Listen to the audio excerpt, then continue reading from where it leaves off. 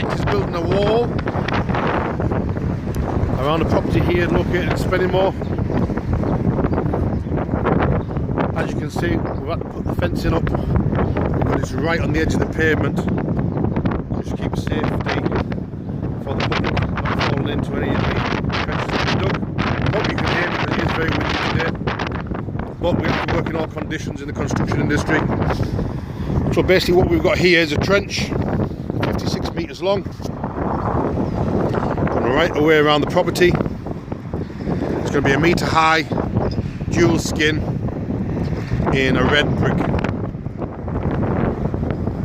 So this is the trench. It's been dug out by machine, as you can see. As I say, it is a very, very long wall.